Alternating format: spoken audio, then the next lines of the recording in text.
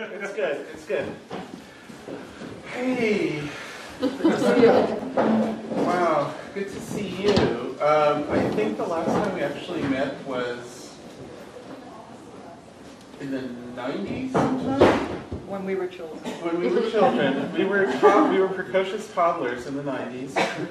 And it was at a birthday celebration for Doug Engelbart or something like that at Stanford in this great big hall. And yeah, it was sort of a surreal moment, I remember. It was a very moving event for me. I actually wrote something for the Times about that. Doug Engelbart, the inventor of the mouse, and also very early involved with everything we think we know about computers and graphical interfaces. Actually was also thinking of you. One of the things he invented, or tried to invent, was like something you played, like a little harp with like 5 things on it. So instead of just clicking, you could play like a little piano to express yourself. And yeah, he was very into that. He used to wear one on his belt once in a while, that sort of thing. Yeah. Wasn't he was down at the Stanford Research Institute? That's right. Right. Yeah. And in the intervening years, he had been kind of shoved to the side, forgotten really. And this event at Stanford was really a memorial to him. And in the end, the audience stood up, gave him a standing ovation, and tears came to his eyes to find that his work was remembered and acknowledged.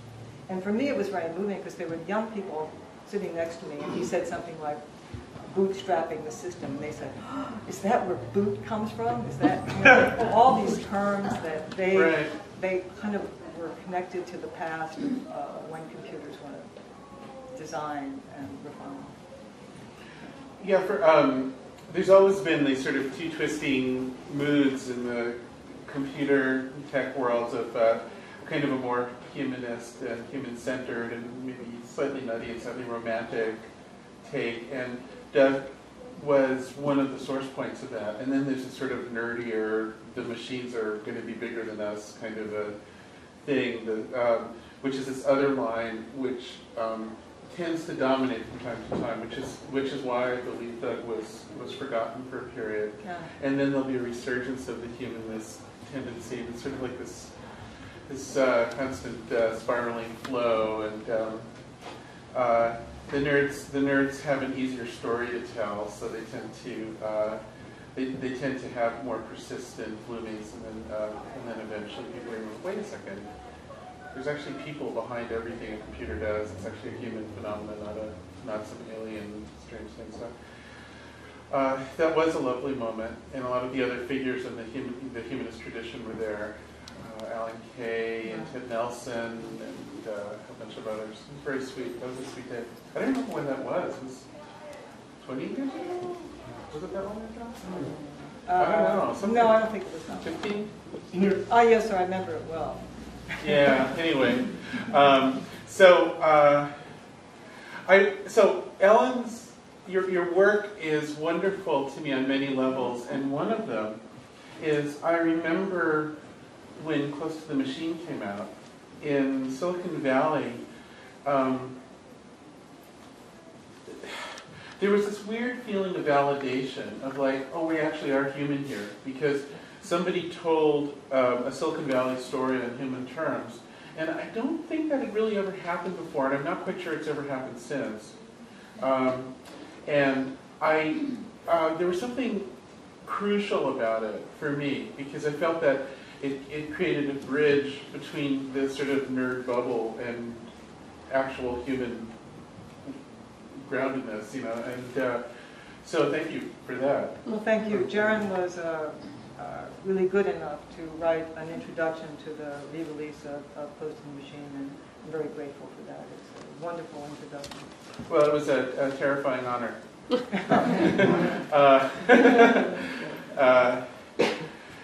And it's a funny thing, because there's a triumphalism in nerd culture, this sort of sense, we're going to go organize the world's information, we're going to redecide how knowledge is formed, how it's taught, and But it doesn't occur to people, wow, before organizing the world's books, maybe I should learn to write a book. Or to read a book. Or to read a book. It's so true. And yeah, I know, this is true. You know, you run into people who say, I'm going to reorganize the books of the world. Well, what book have you read lately? Like, oh, I don't actually read these things, you know. You know, oh, no, that's fair.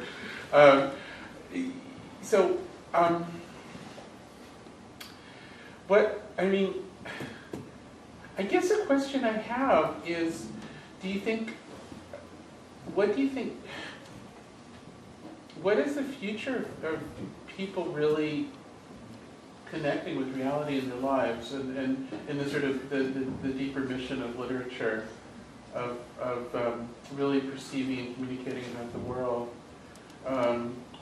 Or do you feel a sense that you have to fight this new veil of information processing everything you do? Or Well, I'll begin by saying that I think literature, poetry, and fiction and good essays are the closest you come to just being with another being. And the medium itself is rather transparent. I love the designer of this book and book design and holding the book. But once you actually start reading, the physical reality of it fades away, and you are just one human being close to another in another's existence. And that is very hard to do these days. I mean, got friends who spent their whole lives reading and writing, and it's very hard to carve out some time and say, I'm just going to sit down, do a laundry, and read all afternoon. I bought a Kindle when I was going to Europe. Okay, I prefer books, but and I had a friend of mine whom I've known for years in technology, and he said, "Oh, I would never buy a Kindle. It's a single-purpose instrument. You know, you can't check the web, you can't do an email, you can't call anybody else." And I said, "Well, that's the point. That when you have this, you're just reading, and no one's going to interrupt you and pop up and say, you have a message waiting."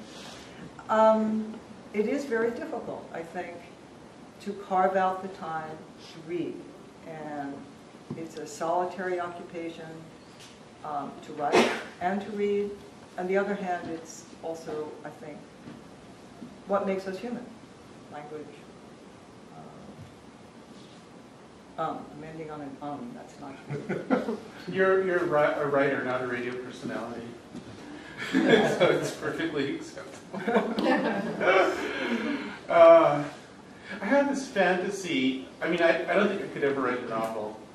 Because to me, writing a nonfiction book is hard enough that it's almost intolerable, and I just don't see how anybody survives actually writing a novel. I don't really either. Well, it takes me a long time, number one. The Bug took me 5 years. It's 9 years between publications on this, but my life was busy with other things. This took about 4 years of actual writing. It takes, first of all, dedicating yourself to a story is hard. There are lots of stories you can tell. Finding a voice to speak in.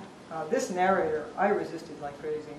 I mean, who wants to have this weird guy who cannot see any of the other characters in the book? It's all oral. He's like, this is crazy.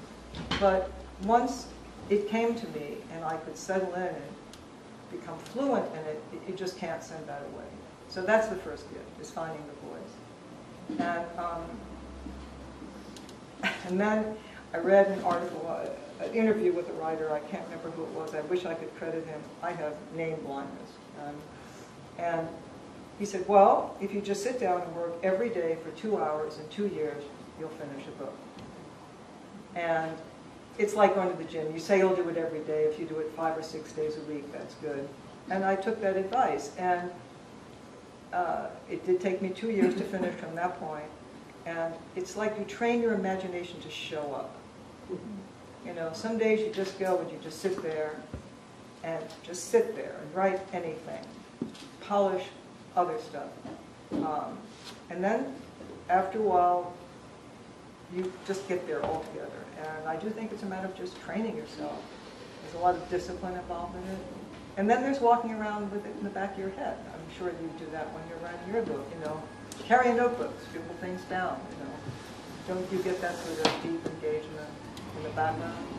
Yeah, I definitely get taken over by all kinds of things I'm working on. Sometimes to my own detriment. I can get in trouble with that pretty easily. I was thinking, you mentioned before that you sometimes you've been getting this sort of infuriating question from people who say, well, why would you place a novel during a time before the internet when with the internet around, all the characters could know everything and they wouldn't have their problems. And I've been trying to sort of fully descend to the perversity of that question. And it's a challenge because there's something about that question that really captures something stupid about our times. I agree. Before you answer, Not to be can you dramatic, talk a but- little louder? Oh, I'm so sorry. It's really hard to hear. Can you hear that. me? Can you hear us? No, Yeah. not really. Okay, not really. Okay. I You can know make what? myself I easy. am so sorry. No, it's annoying, but- Do you want us to repeat all of that? So we need to